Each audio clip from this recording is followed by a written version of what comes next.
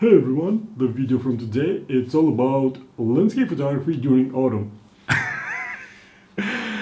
So today I'm going to go straight to the point and I'm going to present you my tips and ideas about doing landscape photography during autumn. I think that these tips and ideas can improve your photos during fall, during this beautiful season where the colors of nature are perfect. You can't say anything bad about it simply because nature looks stunning.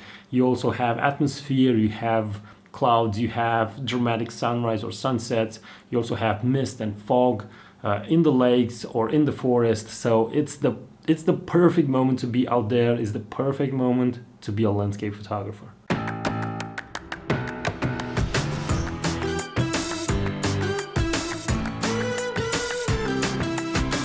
My name is Soma and I'm a full-time landscape and travel photographer, and this channel is all about landscape and travel photography. So if you're interested in this kind of topics, make sure to subscribe and watch my videos. Place a comment if you have questions. You can also join me on one of my workshops. The link is in the description of this video, or you can also buy one of my editing courses. Again, the link is in the description of this video. Now let's get going with the tips and ideas that I have for you that are related to autumn landscape photography. Let's get started with tip number one, and that's it. As you can see, to photograph in the forest but from darkness towards light. As you can see in the lower part of the image, there's a little bit of darkness. Over here there's darkness, but in the middle ground and background of the image you can clearly see light, and a lot of light, and this way of photographing from darkness to light creates a tunnel, creates focus, and it's very easy for the viewer to follow a path or to have his or her attention directed towards something. Now let's move on to tip number two, which is the morning mist on the lake. During autumn, the nights are pretty cold, and if you have the luck of having a really wet evening and night, and then the sunrise is warm and the power of the sun can raise the mist, then it's a very good place to be on the shore of a lake, not only because of the colors of the trees, as you can see over here, but also for the mist.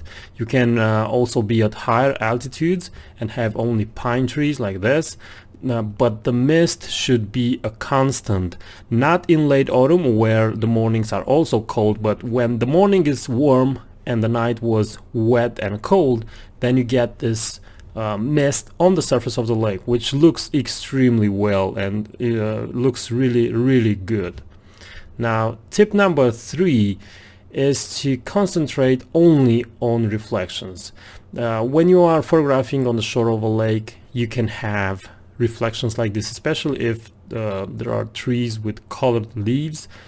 Then no matter how the water looks, if it's calm or not, it will reflect the colors of the trees. And in this case, there are in the upper part over here, there are some trees, fallen trunk trees, fallen in the water, and then we have the reflections of the trunks, and then the colors of autumn reflected down here, and it almost looks like candles, like these tree trunks are candlesticks, and this is the fire of those candles. It looks really good.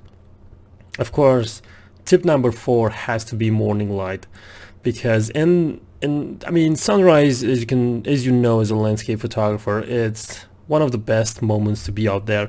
I think it also overpasses sunset, but during autumn, the light of the sun, the moment when the sun rises, it actually feels the colors. The colors become more vibrant, and the best moment to photograph, it's right when the sun is at the horizon and it hits the light.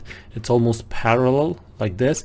As you can see, we have light on these stone towers, but right behind them there are shadows, and this creates a very beautiful separation.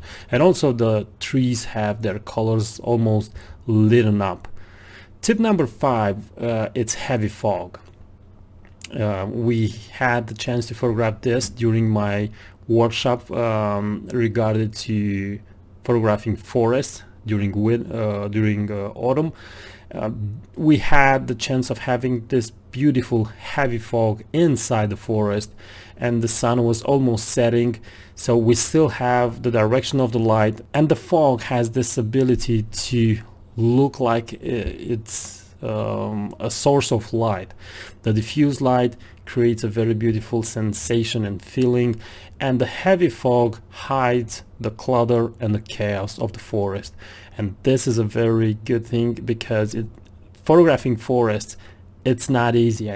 From my opinion, it's the most difficult side of landscape photography. But if you have the chance of having fog inside the forest, then the fog hides a lot of those elements that are not that interesting, and can leave, for example, in this case, only this beautiful tree with its yellow leaves, and having your attention focused on it. Tip number 6 would be to photograph close-ups of trees. You often see trees like this, beautiful trees with beautiful colored leaves.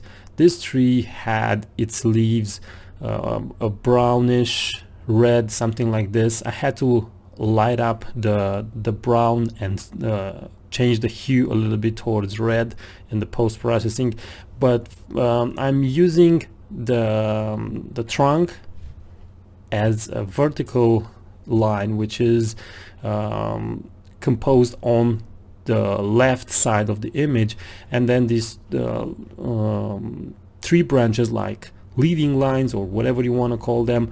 But the idea is to frame the entire photo only with the tree. Tip number 7 is forest trails. But again, forest trails during sunrise, or you can also go during sunset. But when you have the trail of the forest during autumn, usually you have this carpet of fallen leaves, and this is really, really beautiful. All the leaves, when they hit the ground, they usually are so dry they become dark brownish red. If you alter the hue just a little bit, you can get this beautiful sensation of almost red leaves on the ground. And then you also have the light of the sunrise, which was in this case, and of course the trail, which can lead the eye in the distance. Tip number 8 would be to pay attention to perfect reflections. I was photographing the sunrise on this lake again, and then the surface of the water became almost still. It's not perfect still. We don't have a perfect reflection, but I think I can call this a perfect reflection. It looks so wonderful. I mean, you can almost see wings of angels, or lungs, another person said. So it's a very beautiful moment to photograph.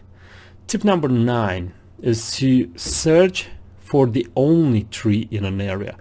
Especially in pine tree forests, there are also trees that have their colors changing during autumn.